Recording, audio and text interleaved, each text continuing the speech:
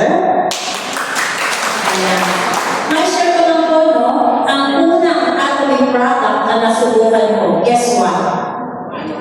Omega 3! You're right. Habang dito ako ito, nakakala ko kasi, I was, nung na-expose yung Atomy sa akin, I was pregnant then.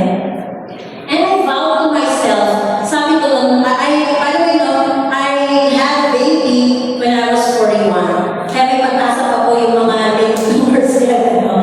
So it's a big help from the Atomy products. So sabi ko dun sa sarili, I used to be a college professor, so nasa teaching po ako.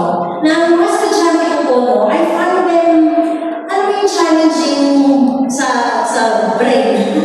Ang hirap sa kanila yung mga makapasa sa mga subject.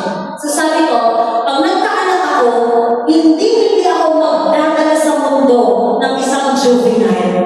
You know what I mean? Parang pahirap siya sa society. So sabi ko, pag nagkaanak ako, yung brain niya, ayusin ko talaga, maganda, so on and so on. So when I found out that I got pregnant, talagang kumegante ko talaga. At that time, I was in a different company. So I was taking that version of Omega 3. Ang mahal! It was like 45 pesos per capsule. Kasi parang 30 pieces. So pag kinumpin mo, 45 ang isa. So sabi ko, parang tingnan ko sa Atomy. Kasi yung husband ko, pinopromote niya rin sa akin, pero hindi ko nga pinapansin. I was in a different company. So nandun yung lawyer ko. So nung nakita ko yung comparison, at that time, yung Omega 3 natin, lumalabas lang siya ng 6 pesos. Okay? So sabi ko, 6 pesos compared to 45. Kung ikaw, what is the consumer? Saan ka? 6 pesos. Diba? So, and then I compare, binasa ko yung literature, product information. Sabi ko, ay, ito kasi may EPA, DHA. Kaya binigyan ako ng multivitamin ko that time, na, you know, prenatal, di ba, bibigyan ka ng mga inumin, mga vitamins, etc. So, hindi ko sinunod yung brand na nireseta niya. Sorry, ito pa. Kasi alam ko yung aware na po ako doon. Kasi my mom is a midwife. So, alam niyo yung generic versus branded. So, sabi ko, yan pwede naman mag-choose. So, I chose Atomy Omega 3. I gave it a try. And I would say, maganda ang results sa anak ko. If you've seen my son, ayan si Noah, ang ganda mo ng kanyang brain development. To the fact na parang sabi ko, sobrahan yata. Kasi ano, sabi niya, smart daw siya. Kasi tinatago namin yung cellphone. Ayaw namin kasi siya mag-cellphone. Tapos nakahanap niya. Tapos sabi niya, Nanay, I found the cellphone. I'm smart. Gaganda siya, no? And then magbibiro na lang ko ng husband ko, ay, Omega 3 yan. Diba? So, sino yung mga single pa na gusto magkaanak? Omega 3. The first 100 days. Pag nalaman nyo agad na 30 kayo, Omega 3 agad. Tama ba no? Alright. Now, the question is, why choose Omega 3? Why is it the best choice? Kasi ang dami naman, di ba, in the market. Ngayon, sa experience ko po, no, pag nag-share kami ng Omega 3, marami sa kanila hindi agad nagigets. Kasi sanay sila sa fish oil. Pag sinabi nila fish oil, oo, fish oil. Kung para sa Omega 3, di ba? So that's my tip. Now, okay, ito kasi ang hard truth. This is how marketing works. Akala natin, makikita natin sa label ng bottle, di ba nila? 1,000 mg fish oil. Akala natin, wow, strong! 1,000 mg. Hindi pala doon nag-base. Kasi, it's the EPA and DHA matters. So check your label. Di ba wise na consumer tayo? Yes. Sino sa inyo yung ugali tumitingin doon sa nutrition facts ng mga products na binibili nila? Mga label, ingredients, yan, very good. So ngayon, after this lecture, pag pumunta kayo at tumimili ng Omega products, tignan niyo yung likod, yung nutrition facts. Tapos tignan niyo yung EPA, DHA. Gaano karami? Hindi kung ilang mg ng fish oil, okay? And then, because Omega 3 is supplements not just by the total fish oil.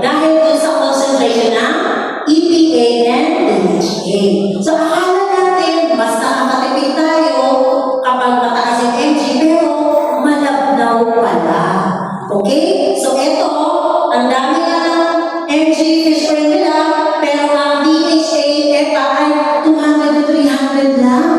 Now, ano kaya yung sa Atomy Omega 3? Sa Atomy Omega 3 ay, pakibasa? 700. So that's out of 1,094 mg oil, fish oil na nasa omega 3. That means more than 50%, 64% ang concentration ng ating EPA and DHA. So, is that a wise consumerism? Yes, pag yan ang pinili natin. Okay, ngayon, sana complete yan, Ma'am Claire. So, pag tinignan niyo po yung nutrition facts natin, ayan, nakalagay, Alaska fish oil, may 1,094. Ilan ang EPA, DHA? 415 to 85. Pag tinumpit mo yan, 700. So, mataas ang ating EPA, DHA. Alright? Kaya pag may nakita kayo sa labas, mataas na yung MG nila, pero pag tinignan mo, EPA, DHA, 200, 300 lang, malabnaw. Sa atin, puro, kumbaga, concentrated. So, nakuha niyo to? Ayan. Okay. Next, yung source. Saan ba galing yung ating fish oil? Ito ang isang advantage natin. We use this type of, alam niyo na yan, anong tawag? Cola fish. Saan matatagpuan? Sa Alaska. Doon sa province namin yan. Okay. So, ano naman ang iba yan? Ang tawag doon sa cola fish na is Gadus chalcobramus. Okay? So, it's from cold border water fish. Ang advantage niya is that less yung heavy metals. Kasi doon yan sa the deepest part of the ocean. So, syempre, less yung pollution. Okay? Less industrial contamination. Okay? At sa processing, ito yung processing natin. The purification technology, hindi basta-basta ang pag-create ng ating omega 3. Pamilya ba kayo na meron siyang sariling railroad, para from point A to point B, mabilis makakarating ang ating product, kaya sigurado tayo fresh ang ingredients. Yes. Okay, so ano bang ginagamit ng Atomy? This is our major strength, okay? Gumagamit tayo ng molecular distillation. Ano yan? Saan ba yan? So, wine. Okay. Ibig sabihin yan, tinatanggal yung mercury, yung mga oxidation control, kaya pag pinag-aralan niyo po yan, mga extraction and everything, maganda po talaga ang pagkakaprocess ng fish oil natin. So, yan lang, dyan kayo, magiging proud po talaga kayo. And then, yung packaging uses inert gas. Pakiulit nga po, inert gas. Ano ibig sabihin nun, Ma'am Claire? Ito po yung gumagamit ng nitrogen or carbon dioxide para ma-extend yung shelf life. Hindi ito basta-basta packaging, ha? Okay, talagang kumbaga parang kinompa, okay? And then, gumamit ng, inaalis yung oxygen. Kasi yung oxygen, siya yung nagpapa-oxidate or nagpapadilaw sa product, okay? So, dahil dyan, this kind of packaging prevents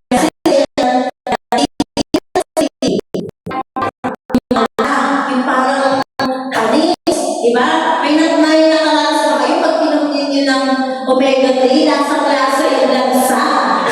Para kayong nagsardinas, tama ba? Pagdikay mo, yung pag-burn mo, di ba? Kaya sa atin, pagdikay mo, America. Di ba? No? Okay. And then, naiiwasan din yung mold. Ayan. And then, of course, the microbial growth. So, nagiging preserve talaga ang ating supplement. Okay? At yung amoy, yung kulay, walang chemical preservative. So, basically, ang ibig sabihin ng inert gas packaging, oil freshness. So, kapag ang oil ay fresh, ibig sabihin, mas mabisa. Tama? And katulad ng ibang mga brand, mga cheaper brand, madaling mag-yellow. Okay? So, hindi maganda. Alright, next. Are we learning so far? Yes. Ayan. Okay, naganda na siya. Okay, pang-apat na advantage natin. Underrated din tayo. Ibig sabihin, parang hindi natin ito masyado binibigyang pansin. Pero alam mo ba, yung omega-3 natin may vitamin E. Ano naman ang dating nga kung may omega-3? Kasi what Doc said, no? Ang omega-3, madali po kasi siyang mag-yellow or oxidize. Pero dahil sa vitamin E, nababawasan yan or naiiwasan. Nagkakaroon ng capsule stability, cellular protection. Kaya pag inom natin, ang ganda-ganda sa katawan. Tumatagal, na-extend yung shelf life ng ating omega-3. Hindi katulad ng iba, cheap brands, yes, ay po tuloy yung manakpan. Ayan. Synthetic ang ginamit na antioxidant. Pero beyond that, alam natin that vitamin E is good for the skin, good for the hair, good for your nails. At saka ang sarap talaga ng tulog. Totoo yun, Dok. Talagang feeling ko pag uminom ako yan, parang naglalaway yata. Okay, next. The last one is the efficacy versus the health recommendations. So dahil mas taas ang ating EPA-DHA level, highly concentrated, kumbaga, ay naman kailangan ibigay para gamitin. Isang capsule lang. Nakalagay na sa ating bottle isa. Pero pwede rin namang dalawa. Pwede rin namang tatlo. Depende sa medical condition. Okay? So that means, isang capsule lang, you are getting 700 milligrams daily of the needed energy, DHA, and EPA. Ang recommended lang talaga is between 200 to 500 milligrams. Pero when you take that, you're getting more. Tama ba? Ulitin ko. Ang recommended allowance for EPA, DHA is ilan? 200, between 200 to 500. Pero sa atin, pag na-take ka, ilan ang nakukuha mo? 700. Bakit nalaman natin? 700 is magkano lang ang gastos natin. So basically, it means above wellness threshold. Mas higit pa doon sa nire-required sa atin, di ba? Okay, ilan na ba kayo sa ating omega-3? Yes. Ito na, mag-compare na tayo ng mga iba't ibang brands. Okay, so nag-start ako doon sa mababa. So this one is 735, ang isang bote. May lamang 100. Pag iba sa di pa na naiintindihan, ito-compare lang, ay, 1/4 naman lang sabihin niyo, mahal. 1/450, pero yan naman sa atin. 180. So pag kinumpute mo yung ating omega-3, lumalabas lang siya na 8 pesos 05 cents. O i-close na natin 8 pesos. Ito, sa 352, 100, lumalabas na 7.32 cents. Pero ang kailangan mong inumin, ilan? Dalawa. Bakit? Kasi hindi potent eh. Kulang yung DHA. So magta-times 2 ka para ma-achieve mo yung recommended allowance, di ba? So magkano gastos mo? 14 pesos. So mas mura? 8 or 14? 8 pesos. Yes. Tapos, ang dami yung pang nakukuha ang EPA-DHA level. Tapos, may feed pa. Kung makakalimutan yun. Tapos, ito naman siya kalaki, oh. 1 inch. Can you imagine 1 inch? Alam niyo ba yung ating omega-3? Parang tinitignan ko siya, parang 1 centimeter lang niya. Pero mas maliit yung RTG, di ba? Mas maliit. Okay, ano pa? This one, this brand. Okay, this is 1,113. 200 soft shells. Lumalabas na 5 pesos 56 cents. Kontra sa 8 pesos. Pero ilan ang kailangan servings? Dalawa. Bakit? Kasi pag sinumin niyo po yan,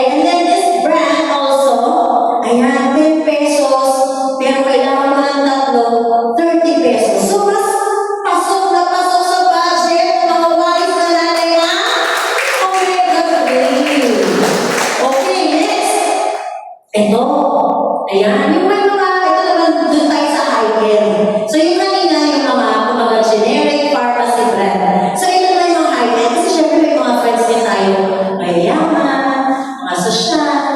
So, those are the kinds of my friends I have. Ganun, no? Joke lang. So, sabi na, ay, mas gusto ko yung ito.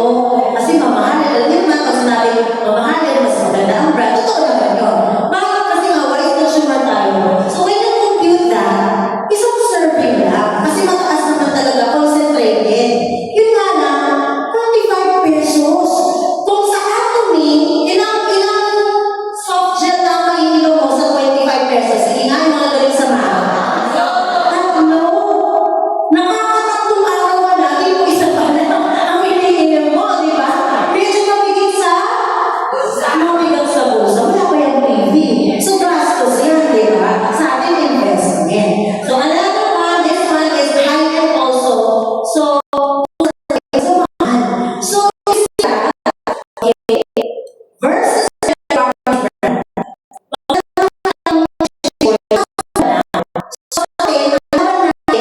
yung potency natin. Kasi nga, ito lang sa kanila, 300. Eh tayo, 700 times 2. Di ba?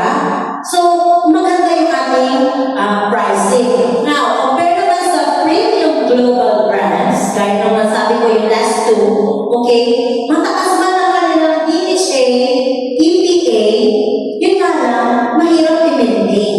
Tama ba? Kung ikaw, limited ang budget mo, kasi hindi ka pa masyadong makakaw sa akin, wala ka talagang commission per Tuesday. Tama ba? Wala kang pambili. Okay, so mahirap i-maintain. Sa Atomy, we can maintain 8 pesos. Tama ba? Eh kami nga, hati kami ng asawa ko.